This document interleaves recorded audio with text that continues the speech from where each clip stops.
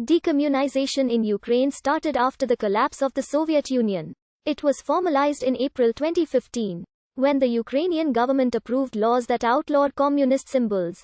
On the 15th of May 2015, President of Ukraine Petro Poroshenko signed a set of laws that started a 6-month period for the removal of communist monuments and renaming of public places named after communist-related themes. At the time, this meant that 22 cities and 44 villages were set to get a new name. Until the 21st of November 2015, municipal governments had the authority to implement this. If they failed to do so, the provincial authorities had until the 21st of May 2016 to change the names. If after that date the settlement had retained its old name, the Cabinet of Ministers of Ukraine would wield authority to assign a new name to the settlement.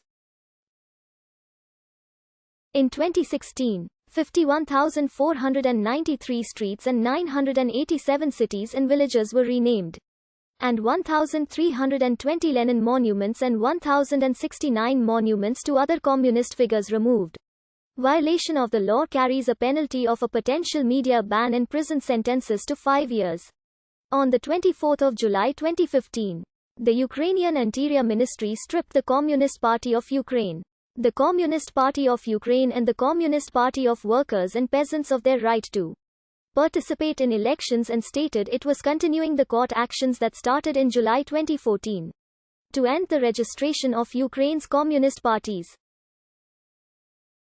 By the 16th of December 2015, these 3 parties were banned in Ukraine. However, the Communist Party of Ukraine appealed the ban. This meant the court's decision to ban the party did not come into force. However, the April 2015 decommunization law contains a norm that allows the Ministry of Justice to prohibit the Communist Party from participating in elections. An unofficial decommunization process started in Ukraine after the 1991 collapse of the Soviet Union and the following independence of Ukraine. Decommunization was carried out much more ruthlessly and visibly in the Baltic states and the former Warsaw Pact countries outside the Soviet Union. Ukraine's first president after the country's 1991 independence from the Soviet Union, Leonid Kravchuk, had also issued orders aimed at de-Sovietization in the early 1990s. The following years, although at a slow rate, historical monuments to Soviet leaders were removed in Ukraine. But this process went on much further in the Ukrainian-speaking western regions than in the industrialized, largely Russian-speaking eastern regions. Decommunization laws were drafted in the Ukrainian parliament in 2002, 2005, 2009, 2011 and 2013, but they all failed to materialize. During and after Euromaidan, starting with the fall of the monument to Lenin in Kyiv on the 8th of December 2013, several Lenin monuments and statues were removed or destroyed by protesters.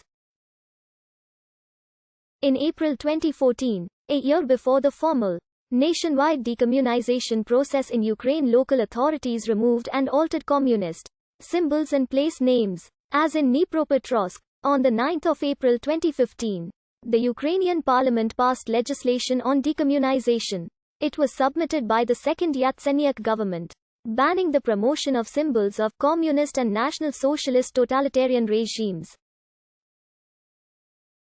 One of the main provisions of the bill was the recognition of the Soviet Union was criminal, and one that it pursued a state terror policy. The legislation prohibits the use of communist symbols in propaganda and also bans all symbols and propaganda of National Socialism and its values and any activities of Nazi or fascist groups in Ukraine. The ban applies to monuments, place and street names. The ban does not apply to World War II monuments and when symbols are located in a cemetery. Expressing pro-communist views was not made illegal. The ban on communist symbols did result in the removal of hundreds of statues, the replacement of millions of street signs and the renaming of populated places including some of Ukraine's biggest cities like Dnipro. The city administration of Dnipro estimated in June 2015 that 80 streets, embankments, squares, and boulevards would have to be renamed. Maxim Erestvy of Ramadsky, TV estimated late April 2015 that the nationwide renaming would cost around $1.5 billion. The legislation also granted special legal status to veterans of the struggle for Ukrainian independence from 1917 to 1991. The same day, the parliament also passed a law that replaced the term Great Patriotic War in the national lexicon with World War II from 1939 to 1945. A change of great significance. On the 15th of May 2015, President of Ukraine Petro Poroshenko signed the decommunization laws. This started a 6-month period for the removal of communist monuments and renaming of public places named after communist-related themes. The Ukrainian decommunization law applies, but is not limited to. The laws were published in Holos Ukraini on the 20th of May 2015. This made them come into force officially the next day. On the 3rd of June 2015, the Ukrainian Institute of